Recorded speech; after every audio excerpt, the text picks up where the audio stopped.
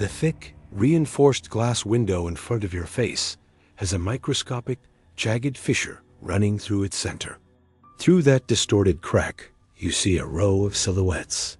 They are men in heavy, floor-length white rubber aprons, their faces completely erased by the bulbous glass eyes and snout-like filters of leather gas masks. They are not looking at you as a comrade in arms. They are staring at you with the cold, predatory focus of an entomologist pinning a beetle to a board. They hold clipboards. They are checking their pocket watches. Your wrists are raw.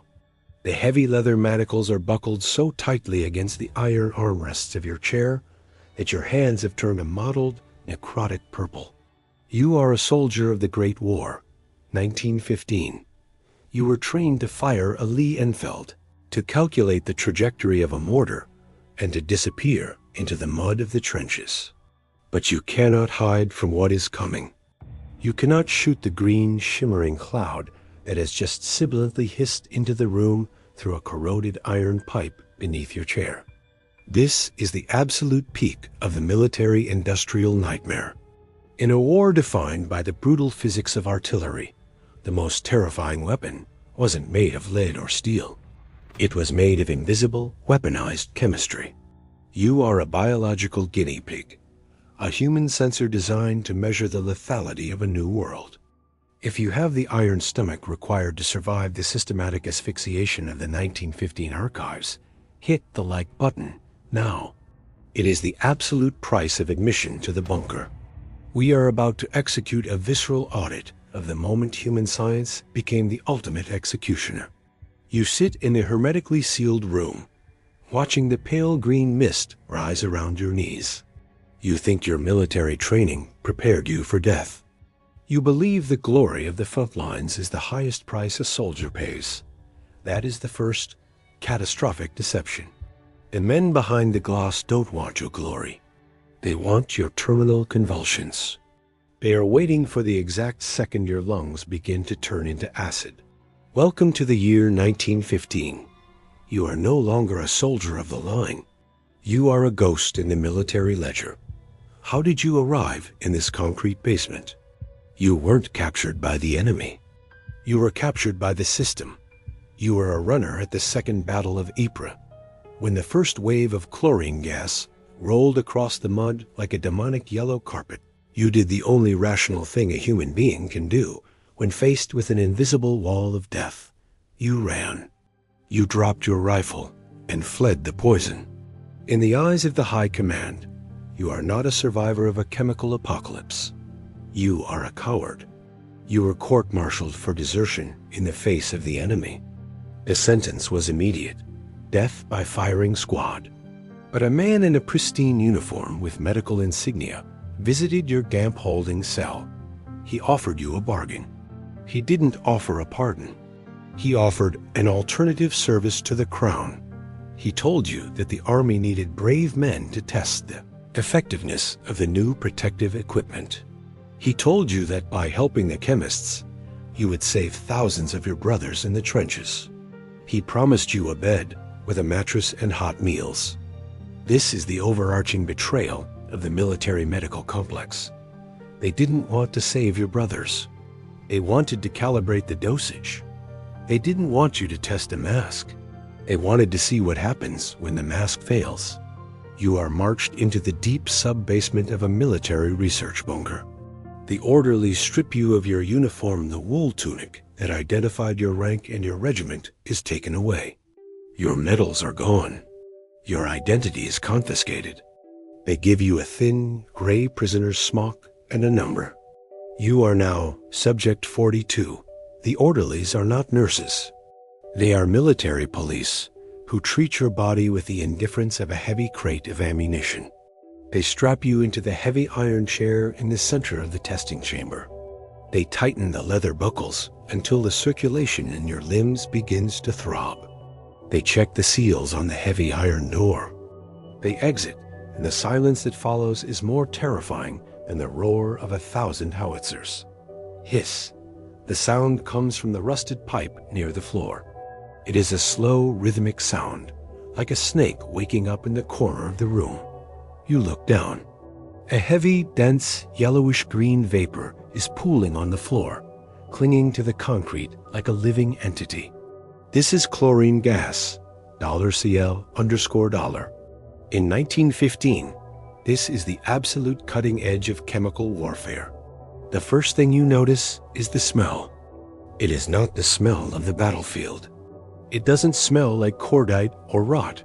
It smells like a concentrated, weaponized version of a laundry room, an overwhelming, bleach-like sting mixed with the sharp, acidic bite of crushed black pepper and rotting pine. The mist rises. It touches your bare ankles. The biological deception is immediate. Your skin feels a sudden, prickling heat. The chlorine gas is highly reactive. It is actively searching for moisture. It begins to chemically attack the sweat on your skin, turning it into a localized, burning film. But the real trauma begins when you take your first involuntary breath. The gas enters your nasal passage. The stinging sensation is so intense, it feels like a physical blow to the face. Your eyes begin to water uncontrollably. Within seconds, your vision is a blurry, stinging smear of green and gray. You try to hold your breath. You squeeze your eyes shut, straining against the leather manacles. The men behind the glass window are not moving. They are perfectly safe in their leather masks, their pens scratching against their clipboards. They are timing you.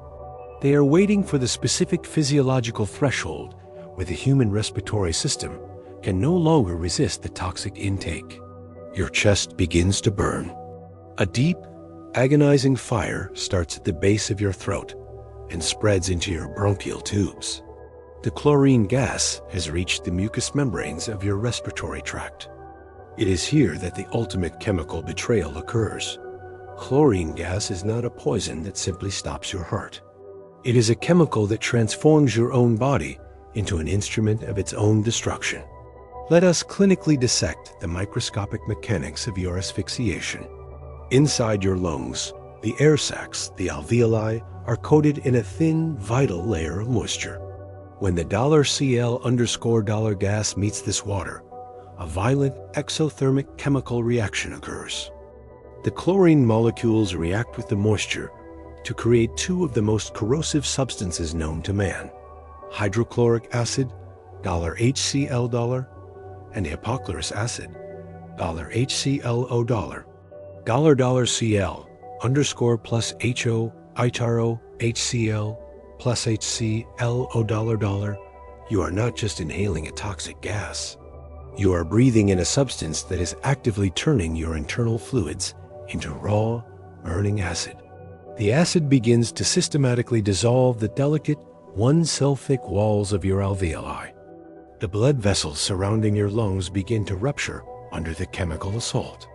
Your body, in a desperate and futile attempt to protect itself, begins to pump massive amounts of fluid into your lungs to dilute the acid.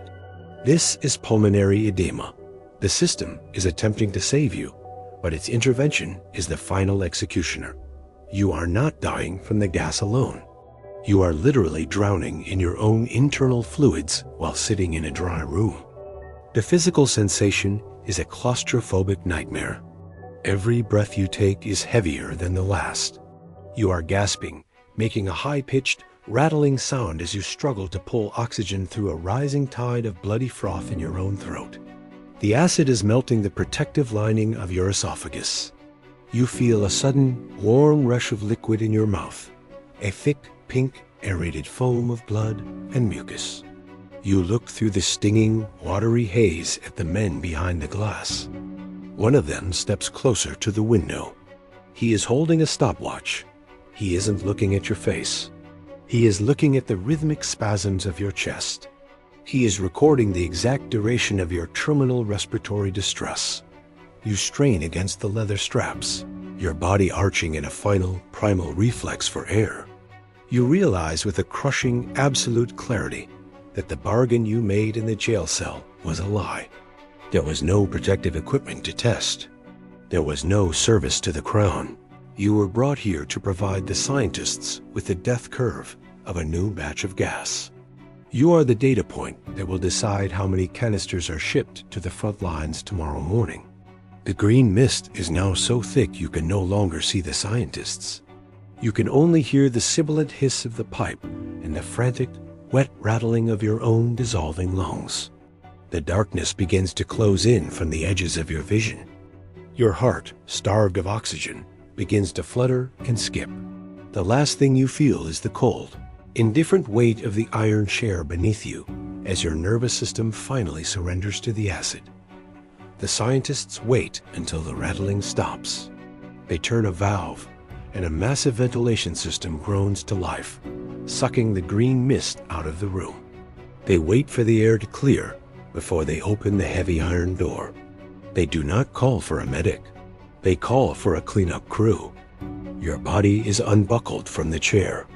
The leather manacles, stained with your sweat and blood, are wiped clean for the next coward waiting in the holding cells. Your prisoner smock is thrown into an incinerator. Your name is never recorded in the official military casualties of the battle.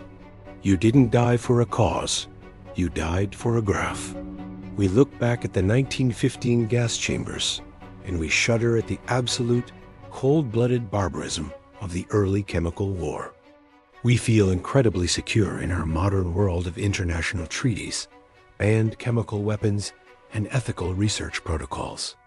We view the military scientists in their leather masks as primitive monsters from a forgotten age. But the physiological reality of the military-industrial grinder has never truly stopped turning. We may have banned chlorine gas, but the fundamental desire to turn human biology into a weaponized data point remains entirely intact. We live in an age of non-lethal incapacitants, neurotoxins, and experimental biological agents developed in secret, highly classified laboratories across the globe. We still rely on the absolute compliance of those who have no other choice, the desperate, the forgotten, and the inconvenient, to test the limits of human endurance. The concrete bunkers have been replaced by pristine, high-tech research facilities, and the leather masks have been replaced by state-of-the-art biohazard suits. But the ultimate, terrifying goal of the system remains exactly the same: to master the chemistry of death. If you were faced with a firing squad or a seat in that iron chair, fully knowing that the science was a death sentence, which path of execution would you choose? Would you die with a bullet in your heart for your country? Or would you let the men in white coats watch you drown in your own lungs for the sake of a clipboard? Answer carefully. The history of dark medicine is written entirely in the invisible clouds we breathe and the silent corridors where we are kept. Make your choice known in the comments below. The Archivista is logging your answers, and the gas cylinders are being refilled. But the systematic destruction of the soldier in the basement was only one method the elite used to control the biological narrative of the 20th century. If you think being a guinea pig for the military was the absolute worst fate history had to offer, you clearly haven't looked at what they did to those who are already dead. Click the video on your screen right now to enter the horrifying, mud-caked world of the resurrection men, the grave robbers who didn't wait for the gas. They just waited for the shovel. I'll see you in the archives.